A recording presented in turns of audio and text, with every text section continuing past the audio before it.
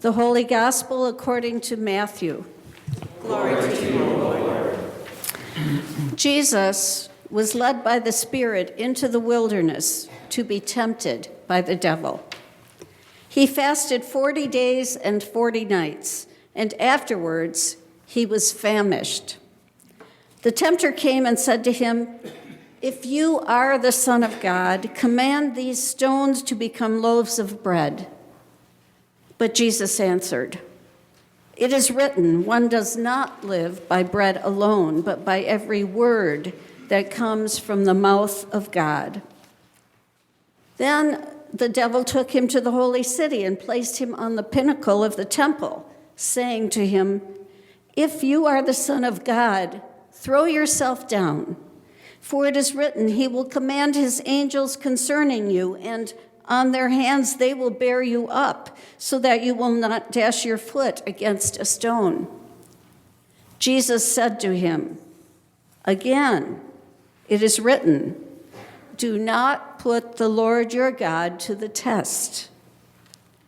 Again, the devil took him to a very high mountain and showed him all the kingdoms of the world and their splendor, and said to him, "All these I will give you if you will fall down and worship me." Jesus said to him, "Away with you, Satan, for it is written, worship the Lord your God and serve only him." Then the devil left him, and suddenly angels came and waited on him. The Gospel of the Lord. Many of you are probably familiar with the term theme and variations. This term describes a very common form of musical composition.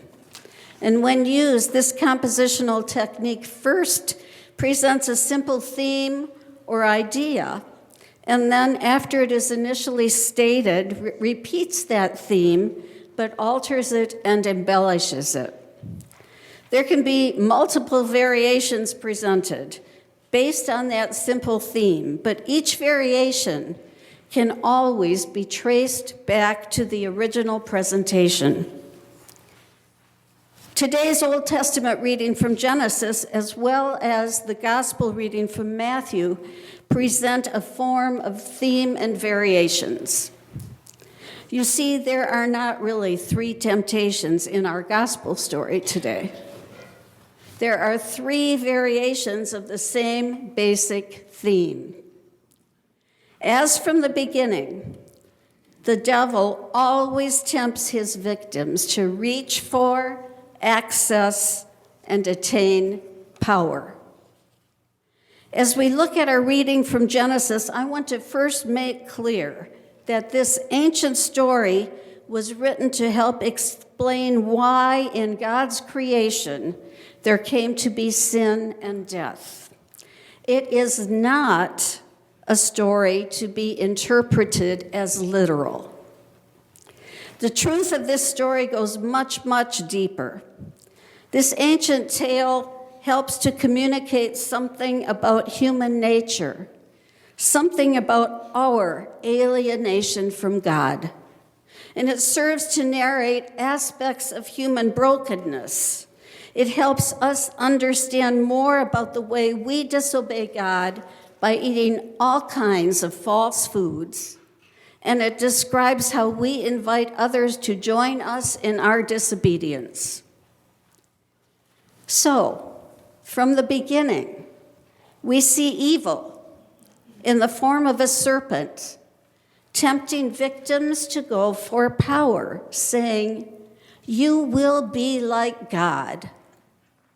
For the tempter, there is no sure path to internal contradiction or self-destruction. You see, this is our story because human beings repeatedly succumb to such temptation. All we need to do is look around us at what is happening in our country and in the world, and we see not only the result of people eating false foods, foods being a metaphor for all kinds of things, but also we see the result of human beings wanting to be like God. It is all about the desire for power. This Genesis story provides a foil to our gospel reading today because it not only represents us, it represents the opposite of what happens when Jesus encounters temptation. In our gospel reading, Jesus is tempted to misuse his power. As we look at our reading from Matthew, where the first temptation or first variation of this theme is presented, the devil goes right for the jugular. The tempter addresses Jesus' very identity, saying, "If you are the Son of God, command this stone to become a loaf of bread." This first variation is a temptation for Jesus to use power to show the miraculous.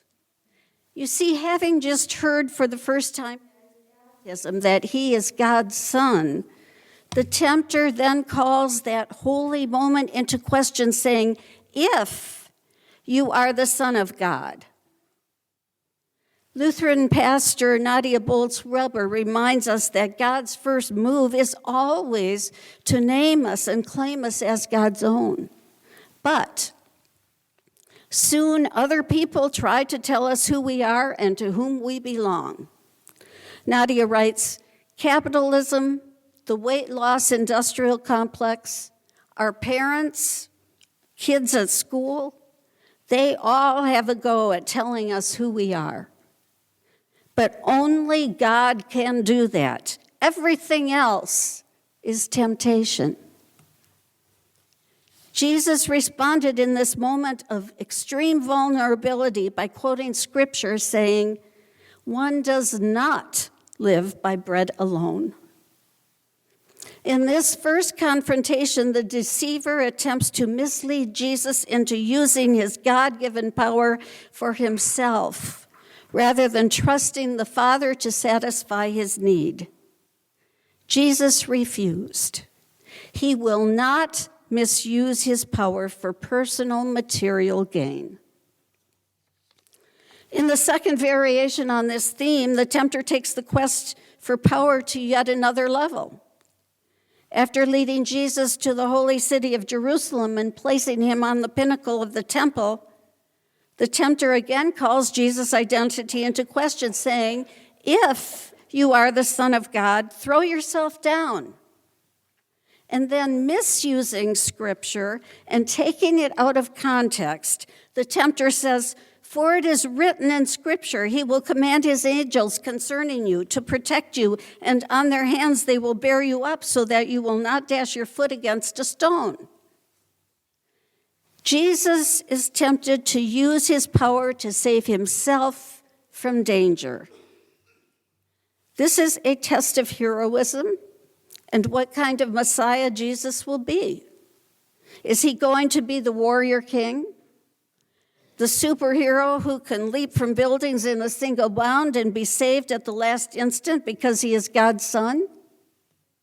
Or is he going to be a Messiah, the kind of Messiah folks never imagined possible, the Son of God who will suffer and die on a cross?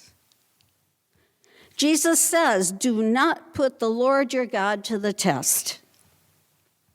Jesus will not and does not use his power to make himself safe and secure. Well, the tempter has yet one more power play to make, yet another variation on this same theme, and he raises the stakes even higher. He attempts to seduce Jesus with domination and prestige. Essentially, he offers Jesus all the power in the world. He offers Jesus control over all the world's kingdoms along with their praise and glory in exchange for Jesus' allegiance to him, allegiance to evil itself. He says, "All these kingdoms I will give you if you will fall down and worship me." But Jesus is not led astray. Jesus rejects the deceiver's misdirection, and Jesus quotes scripture in context, saying, "Worship the Lord your God and serve only him." Jesus will not misuse his power to amass clout and esteem. Jesus will not turn from God to embrace the kinds of success we would recognize and applaud. In fact, contrary to the way most human beings pounce on the opportunity to attain such power, Jesus remains exasperatingly himself, and he remains steadfastly faithful as God's beloved Son. Human beings, individually, corporately, and institutionally, all know the pull for the quest of power. Every one of us knows that. What could be more human? And we have seen throughout history, as well as in today's present context, the way in which the quest for power corrupts. But in Jesus, we find a very different kind of power. In Jesus, we find one who not only speaks the power of love, but also lives the power of love. And divine love is infinitely more powerful than all the powers of the world combined. What is even more fascinating is that such love is the only power that assumes the utter vulnerability of the lover. As St. Paul wrote, "Whenever I am weak, then I am strong." Theologian Paul Tillich wrote, "We long for a Christ of power. Yet if he were to come and transform us in our world, we should have to pay the one price which we could not pay. We would have to lose our freedom, our humanity, and our spiritual dignity. Perhaps we should be happier, but we should also be lower human beings, our present misery, struggle, and despair notwithstanding. Those who dream of a better life and try to avoid the cross as a way, and those who hope for a Christ and attempt to exclude the crucified, have no knowledge of the mystery of God and humanity." In today's reading, the tempter finally does leave Jesus, but we soon find this tantalizing deceiver will again voice one more variation on his major theme. The tempter will present yet one more power play as Jesus hangs on the cross, despised and rejected. In that seemingly God-forsaken place, we hear taunts voiced by those who pass by, shaking their heads while saying, "If you are the Son of God, come down from the cross." And in that place of horror, we find out just how powerful the force of divine love really is. There we find the greatest love and grace the world has ever known, a power that will ultimately trump evil forever. As we make this Lenten journey together, live into that divine love. Amen.